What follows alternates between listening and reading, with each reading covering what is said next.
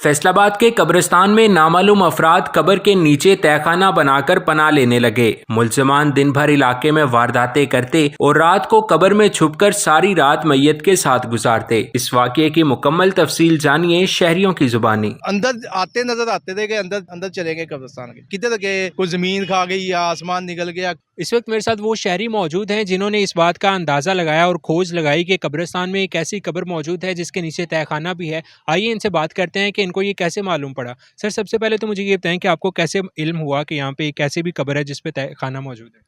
जी मुज़म्मिल भाई, यहाँ ये जो गौसिया बिलारिया कब्रिस्तान है, इसमें मेरे पीर मुर्शिद का आस्थाना है, मौलाना अब्दुल गफ़ार ज़फ़र साबरी साहब। उनके दरबार पर हाज़िरी के लिए मैं तकरीबन रोज़ाना इस्लाम पेश करने के लिए आता हूँ और कोशिश करता हूँ कि अलल सुबह ही आ जाता हूँ। इससे पहले इस कब्रिस्तान में मुतअद्दिद मरतबा ये हुआ कि इसके साथ जो ये बगली गलियाँ हैं, इनमें छोटी मोटी वारदातें होती थी। लोग मोबाइल वगैरह छीन लेते थे और उसके बाद इधर ही गायब हो जाते थे। लोगों ने पीछे भाग के आना तो कब्रिस्तान में उनको कोई सुराग नहीं मिलना, इधर आके वो आदमी गायब हो जाते थे। तो एक दिन ये इसका जो गोरकुन है वो कह रहा था कि मैं इधर से गुजरा हूँ तो मुझे कब्रों के अंदर से ना लोगों के बातें करने की आवाज़ आई है। तो मैंने उसे अपना वहम समझा है कि कब्रिस्तान में कोई कैसे बातें कर सकता है। ये दोनों तीनों चीज़ें ना मेरे लाशऊर में थी। उस दिन मैं सुबह के वक़्त आया तो इधर जब मैंने कब्रिस्तान में दाखिल हुआ तो कोई नहीं था। तो अचानक देखा कि 2 ये जो नशे एडिक्ट होते हैं, ये इधर से निकल के अचानक वो जा रहे थे। मैं बड़ा हैरान हुआ कि ये अचानक कैसे नमूदार हो गए। मैंने उनको पकड़ लिया तो उनको थोड़ा डराया धमकाया तो उन्होंने फिर इस कब्र की निशानदेही कर दी कि ये पर्दा उठाते हैं तो नीचे कमरा बना हुआ है। तो जब मैं कब्र की तरफ देखने के लिए आया तो वो भाग गए। नीचे से मैंने देखा तो ये पूरा कमरा बना हुआ था। तो उसके बाद फिर मैंने ये किया कि जो अपने तय मैं कर सकता था, मैंने सोशल मीडिया पे इस बात को उजागर किया कि ये ना सिर्फ कब्र की बेहुरमती हो रही है, उसके साथ-साथ ये जो स्ट्रीट क्राइम करते हैं लोग, इधर कोई ना कोई जुर्म करके आके छुप जाते हैं, तो ये अपनी पूरी अमाजगाना बना लें या कल को कोई ऐसा बड़ा हादसा। ये एक तहखाना था, इसमें कुछ आदमी चीज़ कलेक्शन कर सकता है, असला इकट्ठा कर सकता है और कुछ भी हो सकता था। अच्छा, मुझे ये बताएं कि इसके अंदर मैयत भी मौजूद है। जी नहीं, मस्जिद इसके अंदर मौजूद नहीं है। जो मस्जिद वाला पोर्शन है वो बहुत नीचे है। कब्रिस्तान ये काफ़ी अरसे का बना हुआ है, इसमें लोग मिट्टी डालते हैं, जो ऊपर से ऊपर आया जा रहा है, नीचे कब्रें बहुत नीचे रह गई हैं। तो उन्होंने बनाने वाले ने भी गलती की कि ऊपर उसने ये कब्र बना दी और नीचे उसने खाली जगह रखी। ऊपर से वो जब उससे पूछा गया, जब उसने बनाई थी कब्र, ये गोरकुन के बयान है, उसने कहा ये मैंने फूल डालने के लिए जगह रखी हुई है। तो असल में जो असली कब्र है उसका धाना बहुत नीचे है। उसके ऊपर इतनी जगह है कि एक कमरा बन सकता था। उसके ऊपर उसने ये पुख्ता कब्र बनाई और उसके पाँव वाली साइड से उसने आदमी के गुज़रने का रास्ता रख दिया और उसके ऊपर पर्दा फेंक दिया। तो देखने में यही लगता है कि ये कब्र है, इसके आगे पर्दा है और अंदर मैयत होगी, जबकि अंदर एक कमरा था जो इसको अभी भी अंदर से ये खाली ही है।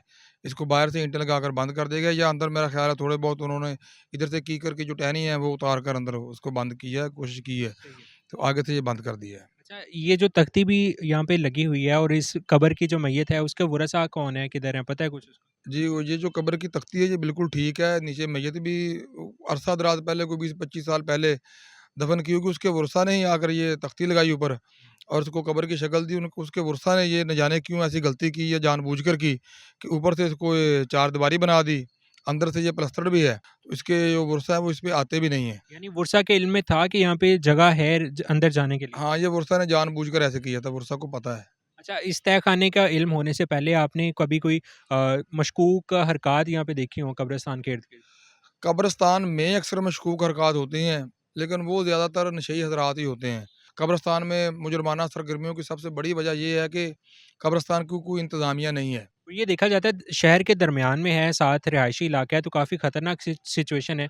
और आखिर में आप ये बताएं कि क्या पैगाम देना चाहते हैं इंतज़ामिया को या ओवरऑल पब्लिक को? तो पैगाम मैं यही दूँगा कि इन कब्रिस्तानों की हालत-ए-ज़ार पर लोगों को रहम, बिलख़ुसूस इंतज़ामिया को रहम खाना चाहिए और यहाँ कम अज़ कम या तो इसकी सिक्योरिटी का बंदोबस्त होना चाहिए। थाना डीटेप कॉलोनी लगता है, उसकी जो जो यूसी वाले हैं उनको इधर रात में 1-2 मरतबा गश्त करना चाहिए। ख़ास टार्चों से दूर से ही वो देखें कि अंदर कोई है, कोई ऐसी हरकत तो नहीं हो रही। या कम अज़ कम इसकी कोई इंतज़ामिया 2-3 मोज़िन इलाका इंतज़ामिया हो जो थाने में रजिस्टर्ड हो। बुज़ुर्गों, मुझे ये बताएं कि आपने कभी मशकूक सूरत हाल का मुशाहिदा किया हो यहाँ पर? मशकूक यहाँ पे वो कब्रिस्तान के ना कब्र के नीचे उन्होंने को पोरा सा बनाया हुआ था, तो वो इधर गुम हो जाता। वो हमारे पुलिस वालों ने आके ना वो बंद करा दिया।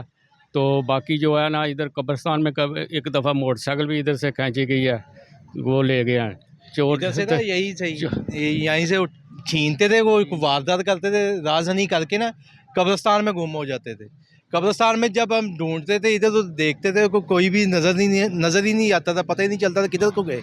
इधर से ये 2-3 रास्ते हैं इसके, ये रास्तों की वजह से हमें ये लगता था कि ये कहीं इस तरफ से निकल गए, कभी इस तरफ से निकल गए, पकड़े नहीं जा रहे थे। लेकिन वो होते कब्रिस्तान के अंदर ही। होते ही कब्रिस्तान के अंदर में ही थे, जो अंदर आते नज़र आते थे कि अंदर चले गए कब्रिस्तान के।